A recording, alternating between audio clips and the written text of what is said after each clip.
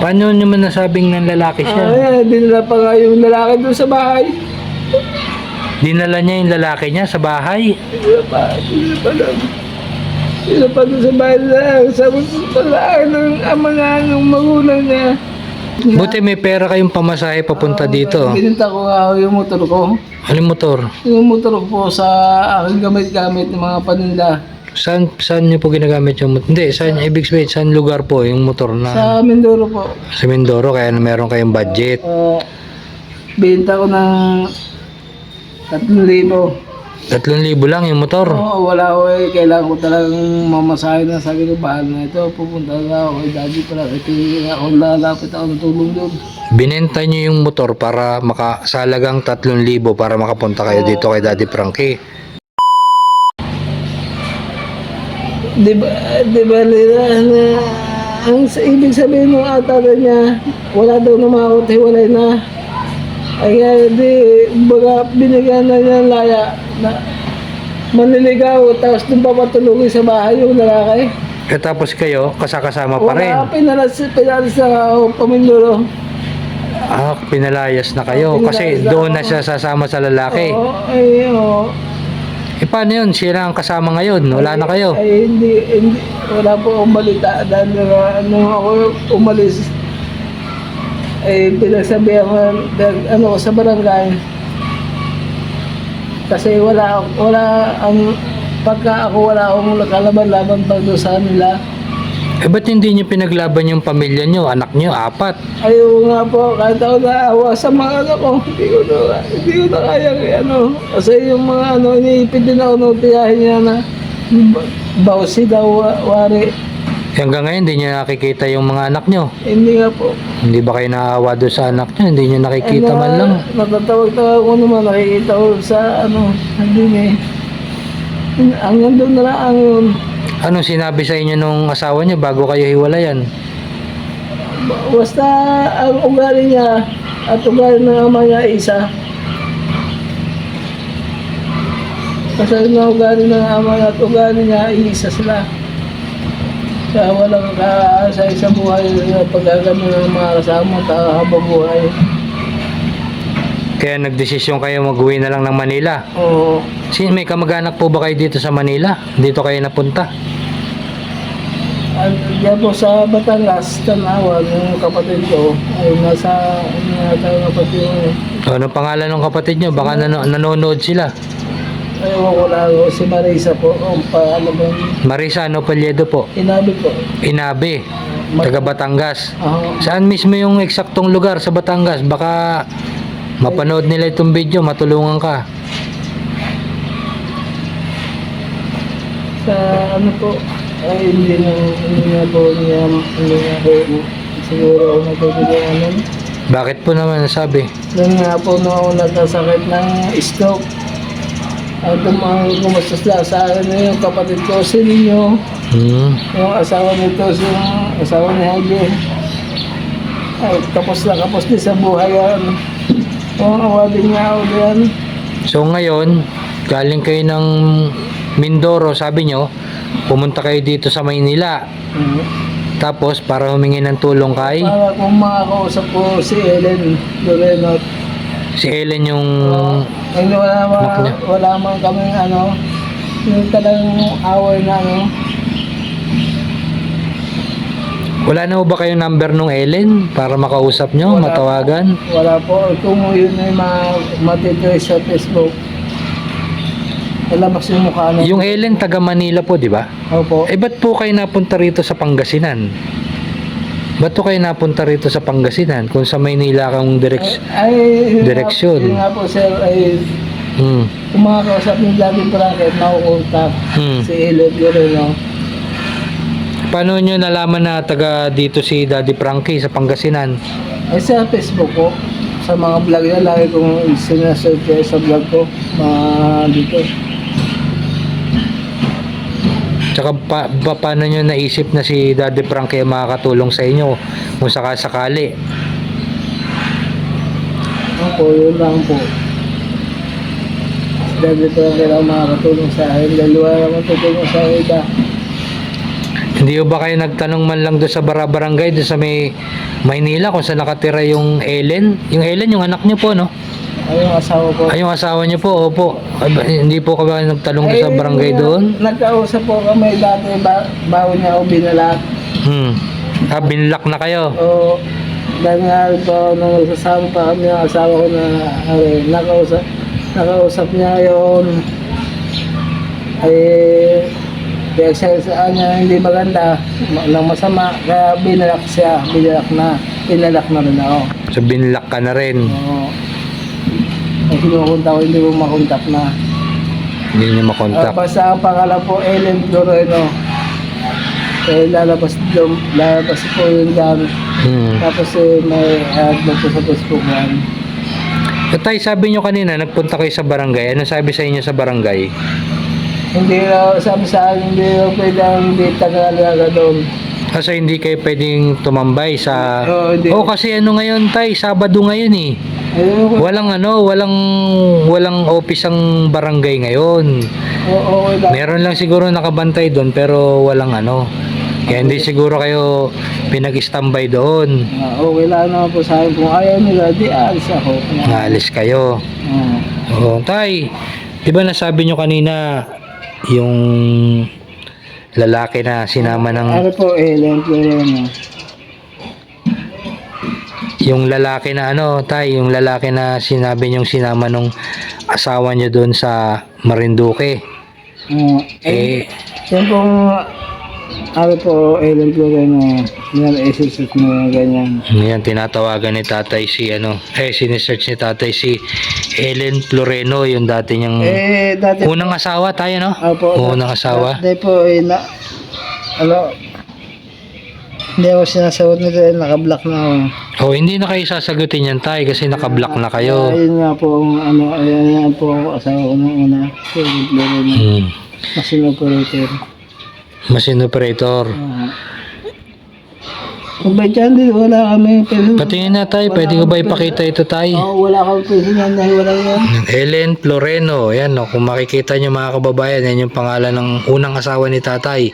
Ellen Floreno, yan, no, gusto niyang, yan yung profile, oh. Yan, no, kung gusto niyang makausap para sa kanilang anak. Ano po? Pagka nabasa yun sa live, Opo, pag napanood nila to, anong gusto niyo sabihin kung sakasakaling nanonood si Ma'am Ellen Floreno?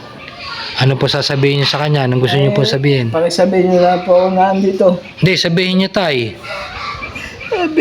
Sabi na po ako na stroke. Na-stroke si tatay. Sabi na ako po na stroke ngayon. Maaribigyan na ako ng trabaho para makatulong din sa kanya pagdating na araw.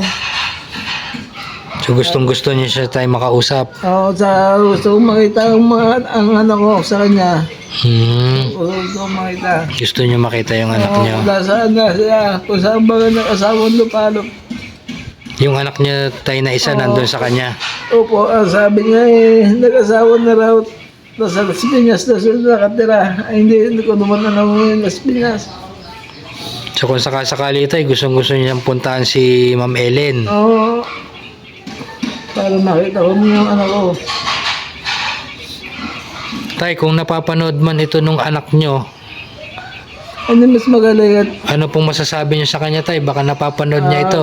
kung napapanood mo itong video ito, puntahan mo lang ako. Dahil hindi ko na rin po makunta si Manuel eh. Ngayon hindi ko na makunta. Nasa ka mga anak, alam ba makuntak mo? Punta mo ako sa pangalan ko, Bernie Hinabe. Ano mo naman yon? Yun nga lang, salamat. Yun mga kababayan, si Tatay Bernie Hinabe. Ayan, taga Mindoro, no? Pumunta rito sa kay Daddy Frankie sa bahay. Yan, although wala po si Daddy Frankie ngayon, nasa Manila. So hindi pa natin malaman kung kailan po yung balik niya. At nag-stay daw si tatay dun sa barangay. At walang pasok ang barangay ngayon. So siguro hindi siya pinag-stay dun. So ang gusto lang ni tatay mangyari is matulungan siya ni Daddy Frankie para mahanap itong Ellen. Sabi nila, Sinat. balik-balik ko lang si Daddy Frankie. Paano nga po ako babalik? Susundin ko sila. Ay wala nga po, pagbalik ko doon wala nga dito. Sabi, sino ba hindi? Sabi, ano ba kang problema? Taga saan ka? Taga Mindoro po, ako po mapunta ka kay Daddy Frankie. Nangingailangan ko ng tulong. Tsaka tayo ano naman ako sa'yo, bilib naman ako sa'yo, galing ka ng Mindoro, bumaba ka ng Manila, tapos hinahanap mo yung asawa mo, hindi mo makita, pero dumiretso ka rito sa Pangasinan para Diretso po yung basta sila ko mula Batangas, pero yung pagbago ng barko, ay di yung pong nasakyan ko na bus, diretso na dito. Hanggang diyan sa pagbaba ng diyan sa Makati. Sa Pasay. Oo, dyan. Tapos sumakay kayo ng papuntang... Tapos nagpunta doon ako, nagpunta ako sa tindahan ni Daddy Frankie. Pumunta kayo sa tindahan ni Daddy Frankie. Saan yung tindahan ni Daddy Frankie? Doon po sa, sa Makati. Makati, nakarating kayo doon. Doon nga ako tumulog sa, sa barangay. Mabuti pa doon talaga sa barangay na yun. At wala sila sinasabi sa akin na sabi ko hindi naman ako matapang yung tao, hindi naman ako nanggugulo. Ako yung na para mag-isip yung naglagayan ko kung kahit saan ako naroon. Sabi ko sa barangay. Hanggang sa umalis ako, hanggang kanina, pumunta ako dito, hindi na ako nag-almusal. Nabangan nila ako, tinuruan pa, nilagay pa nila yung address dito para matukoy ko ito. Hindi ko naman matutukoy ito kung hindi rin gawa ng mga kasamahan nila sa tindahan. Sinabi nila yung address Kasi dito. binigay ko nila, sinulat nila. Buti may pera kayong pamasahe papunta dito. Bininta ko nga yung motor ko. Anong motor? Yung motor ko po sa aking gamit-gamit ng mga paninda. Saan niyo po ginagamit yung motor? Hindi, saan ibig sabihin, saan lugar po yung motor na? Sa Mindoro po. Sa Mindoro, kaya meron kayong budget. Binta ko ng 3,000. 3,000 lang yung motor. Oo, wala ko kailangan ko talagang mamasahe na. Sabi ko, bahal na ito, pupunta na ako kay Daddy para ako lalapit ako ng tulong doon. Binenta niyo yung motor para makasalagang 3,000 para makapunta kayo dito kay Daddy Frankie. Ay kahit namang hina yung mga kasama ko, mga tatay ko, kapatid ko. Wala sila mga gawa doon ay sinasabi ko sa naya tayo, bilhin nyo na kahit 2,000. Sabi ko sa kanya, alam katawira sa akin walang pera, wala daw sa pera, ano yung magagawa ko. Sabi ko sa iba ko na lang ibibinta ko. May bumili na mga kagad ng 3,000 kasi mura eh. Ayun ang nangyari. Pinapasahe ko rito. Yun ang ginamit niya ng pamasahe papunta rito. Kaya nga ako nakarating dito. Hindi ko nga po akala ako makarating sa lugar na ito. Siguradong mapapanood ni Daddy Frankie ito. Anong gusto niyo pong sabihin sa kanya? Sana makausap na kita, Daddy Frankie. Kailangan ko tulong mo ngayon.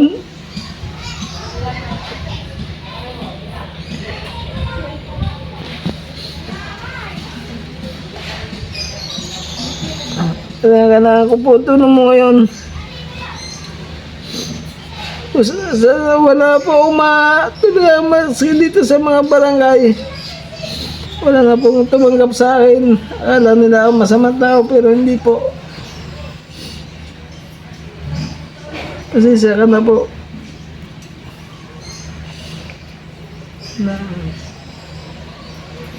Ano masasabi niyo tayo dun sa asawa niya kung sakaling magkita kayo? Si Ma'am Helen. Ma'am Helen. Sakali kami magkita ni Ellen. Sana po ay kontakin mo siya at may pag-usap naman po ako sa kanya na personal.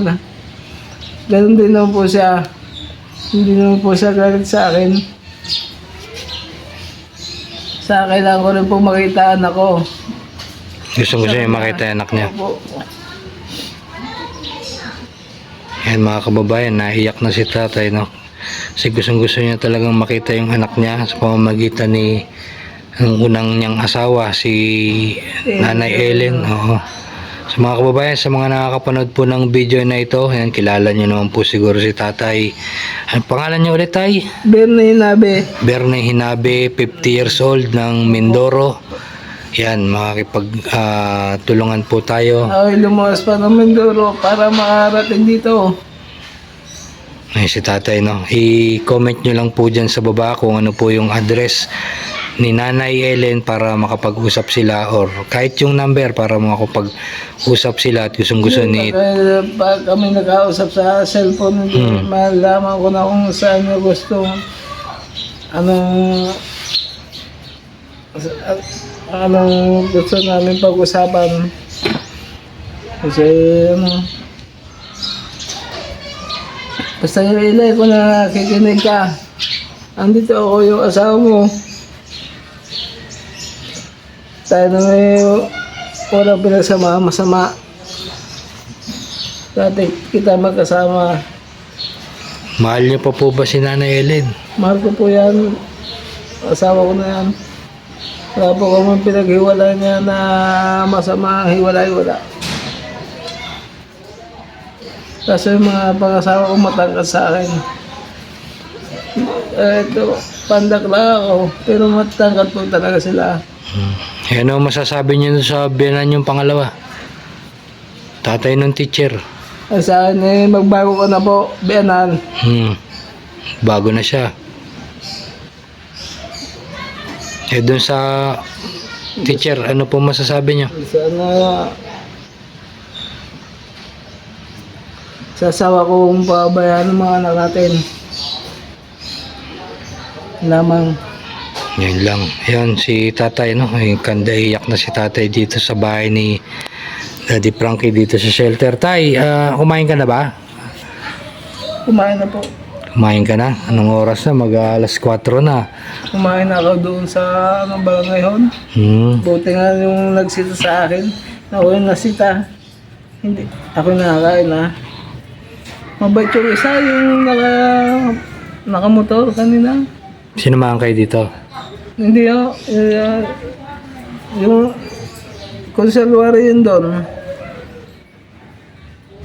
Ayun mga kababayan, no, si Tatay, kung sino po na kilala kay Nanay Ellen, ayan, i-comment nyo lang po dyan sa baba para makontak at makapag-usap sila ng maayos. Tay, ganito na lang, no? Wala po kasi si Daddy Frankie. So, hindi natin maantay. Ay, hindi naman po. Paano naman po rin ako lalakad? Wala naman nga po talaga pamasahin at naubos na. Yun. So, siguro, kung hindi tayo pwede dito sa barangay, pwede naman tayo sa may dito sa may bayan, dito sa may munisipyo. Wala namang problema doon. Pwede naman siguro mag-stay doon. Tapos, anytime bukas, pwede naman kayong... Magtapang mga tao doon. Mababait po ang tao doon. Ito lang siya talaga ako, hindi palaaway ng tao. Kaya mababait po ang tao doon sa bayan. Hindi lang kayo siguro matanggap dito sa barangay kasi wala akong pasok. Wala ang problema. Walang Tay, bigyan kita kahit pamasahe mo na lang papalabas. Wala pa ako kasing sahod ngayon. Anong petsa pa lang? 13. Mahal kasi ng mga sumay ng sila kung pumunta rin 100 na sinisingil. 50 lang yan, Tay, palabas. Hindi, 50. wag Hindi, huwag kayo papayag. 50 lang po yung palabas. Ako punta na po binayad ko. Huwag. Sana. Sabihin nyo, dito kayo galing kay Gagawad. Sabihin nyo. 50 lang yung pamasahe sa labas. Ano, Tay? Sensya na kayo kasi hindi natin maantay si Daddy Frankie. Hindi ko natin alam kung kailan pa babalik. Nasa Manila po sila eh. Kaya kahit hanggang bukas. Pwede kayo bumalik bukas. Tapos dito rin po ako diretso. Ay di pa pamasahin na naman yun. Kayo po, Tay, kasi kami, lang dito, selduan lang din po. Kung may bibigay kami sa inyo, sana tanggapin nyo na lang po. Okay lang po yun. Okay lang. Opo. O kaya pag magpahatid kayo dito, kung kahit yung yan sa barangay, pahatid na lang ako kayo dito kung wala kayo pamasahe. Kuhanin ko muna yung gamit ko ron. Opo, sige po Tay, at bigyan ko ka Tay, ito. Pasensya na kayo dyan, dagdag nyo lang pamasahe, ha? Pasensya na kayo Tay, ha? Opo. Ingat kayo Tay, puntahan lang kayo, kunin nyo na lang yung gamit sa barangay. Yung gamit ko din. Opo. Samahan ko ako lang. Yeah, samahan mo po ako. Saan po? Sige po, kaya niyo na po yan. Malapit lang po ang barangay. Hindi po pwedeng iwanan dito yung mga beneficiary po. Ako po ang bantay ngayon. Ayan mga kababayan, mga kabarangay. Yan si tatay. Galing pa raw ng Mindoro. At pumunta rito sa bahay ni Daddy Frankie para humingi ng tulong. Ayan. Comment nyo dyan sa baba mga kababayan kung totoo po bang nagsasabi ng totoo si tatay o ito ay parang gawa-gawa lamang, kasi marami pong mga kababayan natin na pumapasyal dito, halos parang kaparehas lang po ng sinasabi kagaya kay tatay. Na maraming salamat mga kababayan, supportahan po natin si Daddy Frankie Official at ang Team Daddy Frankie. Maraming salamat po.